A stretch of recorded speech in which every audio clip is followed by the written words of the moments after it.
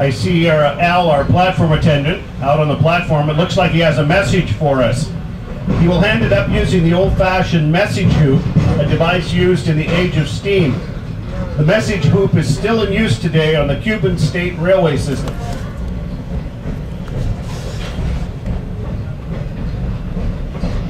Tony, are you grabbing it? David? David?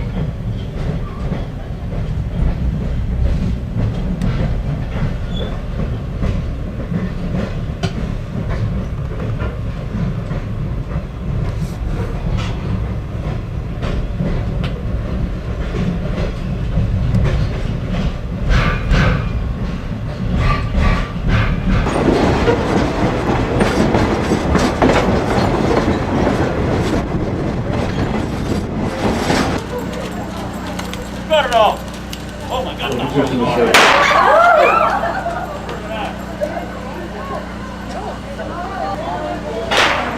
There's no gold. I tell you, there's no gold in this train. Oh, now what? You're out, Hi, buddy. Robert, you are.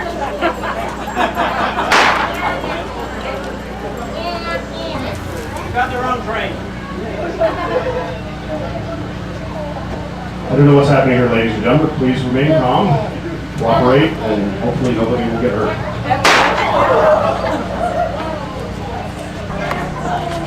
There's no gold on this train.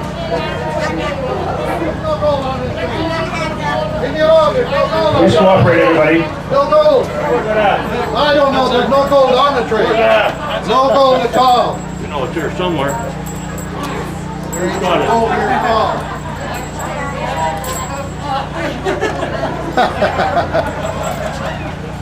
You have a grin that looks suspicious.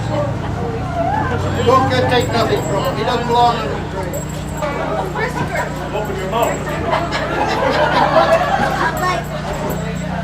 That's a dirty old sandwich in there. You gotta get a dirty hand in there. Well, I can buy sandwiches now.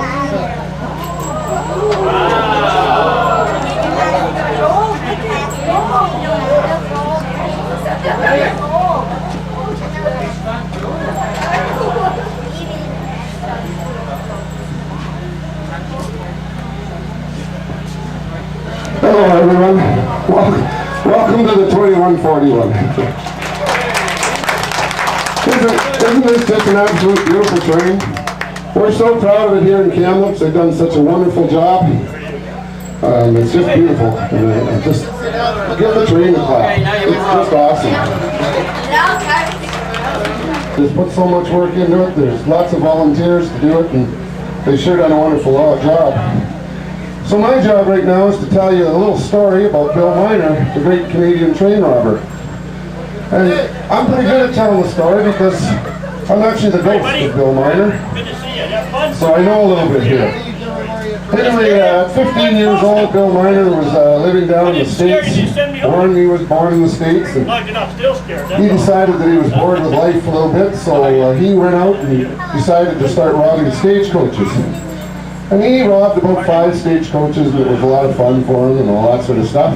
Did I? But the federales down there caught up with him, and he was put in jail. And after about 8 years in jail down there, he managed to break out. And he jumped on a horse, and he came to Canada as hard and as fast as he could.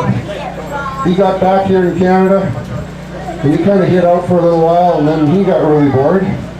So he decided he was going to try robbing a train. Now, why did he want to rob a train? Well, when he was down in the States, in prison down there, they showed that movie, The Great Train Robbery. And I think that was the coolest movie he'd ever seen. So, right here, just south of just east and south here, the only train robbery that in Canada happened, Bill Miner got on the old steam engine and just got a mess of gold. He had so much gold they hardly could take it away. But they got it away, and they disappeared, and were not caught by the law, and they traveled around, and he almost became a folk hero, a lore hero. He gave away a lot of the gold to a lot of poor people at this time. They loved him, they hid him from the law, finally had been enough. They quit searching for him. And we ended up making a cattle company, the boys. Worked in that cattle company for a couple of years. And then I got bored. So we decided, there's no fun in making cattle. You can get fat, so we'll go on a train. So they came to the train, tied their horses up in the bush, got on the train, and made 75 cents worth of gold. And then all of a sudden their horses were running down there, and the BC police came in and caught them. They didn't catch them right away. They started running and they hid for about 15 hours and finally were caught. And the group was put in jail down in the Chilliwack area, the prison down there, which is the same prison now, down in the Lower Mainland. And they stayed there for a good 15 to 20 years.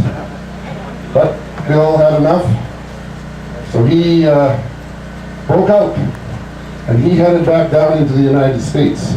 And when he was down in the United States, he stayed on the land down there for about 4 to 5 years.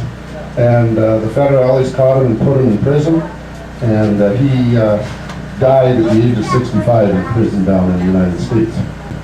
He spent more time in jail than he did in his years of life outside. Bill Miner made a very famous phrase. He was the one that did it. And he was a gentleman bandit. He was known as the gentleman bandit. He did not push people around and things like that. But his phrase was, hands up! Come on, everybody get your hands up. Hands up! Hands up, and I won't harm a hair on your head. And he never did. And that was Bill Miner. Anyway, thanks for listening to my little tale. I'd like to introduce the cowboys here. These guys are just not cowboys. They train horses. We have to look after these horses. And the horses are the stars, really, because not every horse can do this. In fact, today is the first day for one of the horses, the buckskin over here. Barry Warden is riding the buckskin.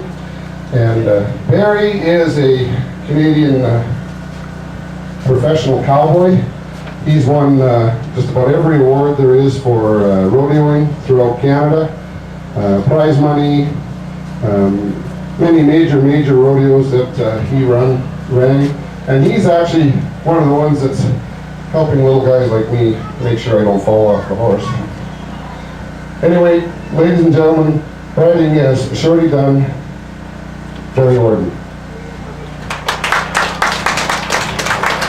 Sometimes I get two Barrys mixed up because we have another Barry down here. Barry Field, riding as Louis Calhoun, is general manager of the Thoroughbred Farm here in town. He's a good businessman. He's a tremendous horse trainer.